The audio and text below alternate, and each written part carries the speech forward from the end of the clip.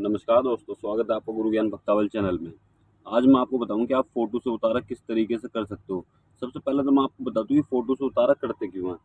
Photo से उतारा तब किया जाता है कि जैसे कोई व्यक्ति है, वो बीमार है, परेशान है, ठीक है? और वो कहीं दूर रहते हैं वो कहीं और उनके कोई रिलेटिव या रिश्तेदार आपके पास आए हैं उतारे के लिए कि भई उनको ये दिक्कत हो रही है वहाँ पे, उन व्यक्ति को हमें ठीक करवाना है, तो किस तरीके से ये ठीक हो सकते हैं।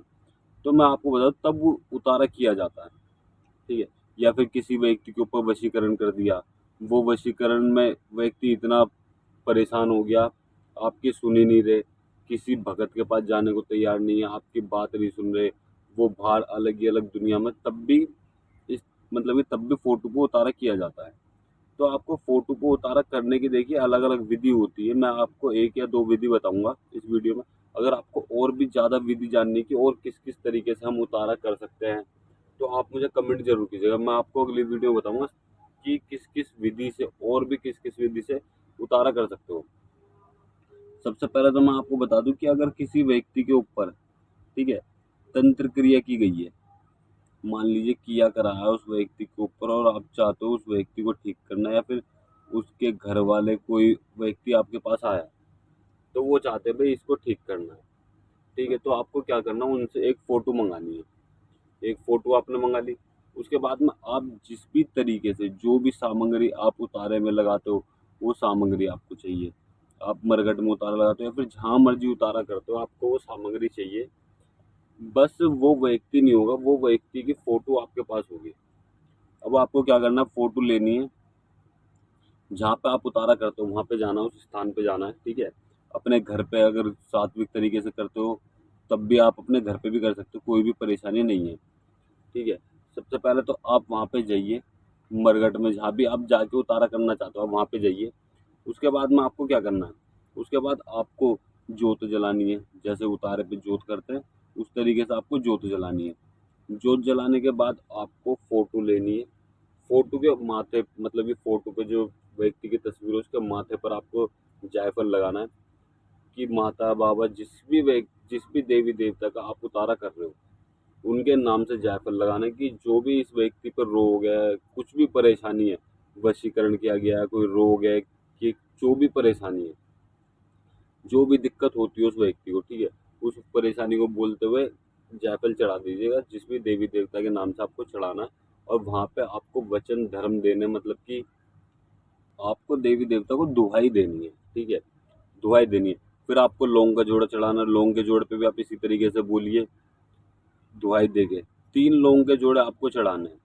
3 लौंग के जोड़े आपको मैंने इतनी बार बताया कि 3 लौंग के जोड़े चढ़ते क्यों हैं, तो आप उसी तरीके से लौंग के जोड़े चढ़ा सकते हैं। बाकी मैं आपको एक बार फिर से बता दूँ, पहला जो लौंग का जोड़ा चढ़ेगा, वो तो उस व्यक्ति की बीमारी के लिए, जो भी परेशानी है, जो भी दिक्कत है, उसके लिए चढ़ेगा, ठीक है? ताकि उस व्यक्ति को कोई दिक्कत ना हो, वो व्यक्ति एकदम ठीक हो जाए। दूसरा लौंग का जोड़ा चढ़ेगा कि उस व्यक्ति के ऊपर से जो भी चीज़ हटाई है, उसको बंद करके रखो, दोबारा उस व्यक्ति के पास नहीं जानी चाहिए और वो अपने घर से गया हुआ है या फिर जो भी चीज़ है, वो वापसी अपने घर आ जाए। तीसरा लौंग का जोड़ा जो चढ़ेगा, वो आपके और जो भी कोई आपके साथ में मरघट में गया होगा, तीसरा लौंग का जोड़ा हमेशा ऐसे ही चढ़ता है कि जो भी मैं या फिर मेरे साथ जो भी व्यक्ति आया है, उसके साथ कोई भी परेशानी नहीं होनी चाहिए, हमारे साथ कोई भी परेशानी नहीं होनी चाहिए, कोई भी भूत-प्रेत हमारे साथ में लग के घर नहीं जाना चाहिए। इस तरीके से बोलना पड़ता है तीसरे लौंग के जोड़े पर। हर बार जैसे भी उतारा करोगे, कोई भी उतारा करोगे, तीसरी बार में आपको यही बोलना है, चाहे आप मरघट में कर रहे हो मतलब कि घर से बाहर जहाँ भी आप उतारा कर रहे हो, वहाँ पे आपको यही चीज़ बोलनी है। इस चीज़ का आप अवश्य ध्यान रखिएगा। बहुत से लोग इस चीज़ में भूल-चूक कर देते हैं, तो क्या होता है, भगत को तो कोई दिक्कत नहीं होती जल्दी से, लेकिन जो भगत के साथ में व्यक्ति जाते हैं, उनको दिक्कत हो जाती है। तो इन चीज़ों का इसलिए ध्यान रखना पड़ता है। फिर अब दूसरे तरीका मैं आपको बताता हूँ। अब मैं दूसरा तरीका बता रहा हूँ आपको घर से। जैसे मान लीजिए आप उतारा करने मरघट में नहीं जाते हो, आप घर पे करते हो। तो आपको क्या करना है? आपको एक कढ़ाई का सामान लेना है, ठीक है? कढ़ाई में जितना भी सामान लगता है ना, वो आपको चाहिए। कढ़ाई का सामान लेने के बाद में आपको फ़ोटो तो चाहिए ही चाहिए आपको, ठीक है? फ़ोटो लीजिए, फ़ोटो के ऊपर से जायफल चढ़ाइए, मतलब कि जोत कर दीजिए, पहले जायफल चढ़ाइए। जिस भी देवी-देवता की आप कढ़ाई कर रहे हो, जिस देवता से आप काम ले रहे हो, उनके नाम से आप एक जायफल चढ़ाइए, ठीक है? फिर 1 लौंग का जोड़ा, 2 लौंग का जोड़ा, 3 लौंग का जोड़ा। तीसरे लोगों के जोड़े भी आपको यही बोलना है, ये नहीं बोलना कि मेरी या फिर मेरे परिवार की या फिर मेरे घर के साथी के साथ कोई चीज़ नहीं जानी चाहिए, ऐसा कुछ नहीं बोलना, क्योंकि आप घर पे हो, कहीं मरघट में या फिर कहीं पिराने में नहीं हो। तो आपको ये चीज़ का ध्यान रखना है। आपको बोलना है कि बाबा जी ये काम कर दो, ये वापसी आ जाए, फिर आपको जो भी भोग प्रसाद बोलना वो आपको बोलना पड़ेगा, और मरघट में या फिर जो आप उतारा लेके गए थे बाहर, वहाँ भी आपको भोग प्रसाद बोलना पड़ेगा, चाहे आप कुछ भी चीज़ बोल के आओ, कुछ भी चीज़ वो आपको बोलना पड़ेगा। इस चीज़ का आप अवश्य ध्यान रखिएगा। अब मैं आपको और चीज़ बताऊँ, देखिए ये उतारा अब मैं आपको बताऊँगा कि किस-किस चीज़ के लिए किया जाता है। जो फ़ोटो को उतारा क्यों होता है, ये सबसे पहले तो वशीकरण कार्ड के लिए किया जाता है, ठीक है? दूसरा, अगर कोई व्यक्ति दूर है, मान लीजिए कोई व्यक्ति दूर रहता है, आप गाँव में रहते हो, आपके कोई भी रिश्तेदार हैं, वो शहर में रहते हैं, कमाने गए हैं, कुछ भी चीज़, ठीक है?